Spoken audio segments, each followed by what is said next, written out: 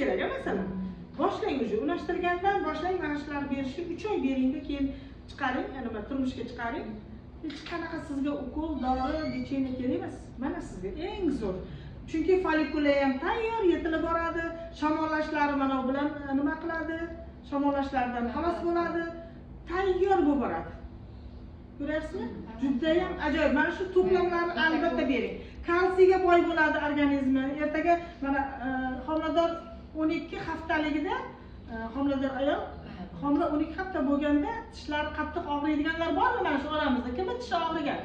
12 haftalik homilador bo'lganda. Ikkita ekan, ikkishiniki. Lekin ko'pchilik bu og'risa ham aytmaydi yoki esidan ham chiqib ketadi. Chunki kechagi narsa bugun esdan chiqib ketadi-da. Nima uchun og'riydi tishi? Sizga o'sha homila tishi rivojlanayotgan payti bo'lar ekan 12 haftaligida. Sizni tishingizdan tish olar ekan, ko'zingizdan ko'z olar ekan, ko'z nuringizdan. Hamma joyingizdan nusxa olar ekanda.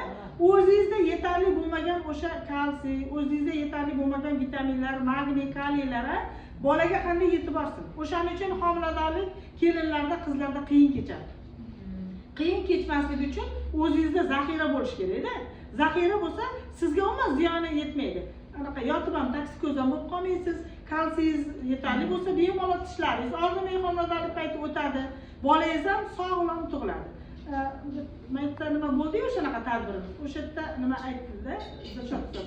Hamma o'zi ham shu yerda 50% inson qo'lini ko'tardi-da, boyagi kimni tish og'riydi deganda. Orqaga bunday qarasam, hammani deyarli yarim odamni tish og'rir ekan. Dedim, shunda bildim men nimaligini. Keyin aytib beryapti-yu, hamma joyingizdan nusxa oladi bola. Siz o'zingizni baquvvat anaqa qilib qo'ying, immunitetingizni yuqori qilib qo'ying, kalsiyga boy qilib qo'ying, qoningizni ko'paytirib qo'ying. Bola umuman rivojlanishga qiynalmaydi deydi. Qaynonalar sizlar eshitdinglar desa, qaynonalar. Bu qizg'inonmi eshitdim dedim. O'zim ham hatto 3 ta farzandli bo'lib, shuni umuman bilmagan ekanman. Chunki qachon o'rganamiz? Mana shunaqa joylar bizni bilimimizni, miyamizni investitsiyaga to'ldirib beradi-da, aqlimizni, aqlan boyimiz, ma'nan boyimiz. O'shaning uchun mana sizga zo'r to'plam.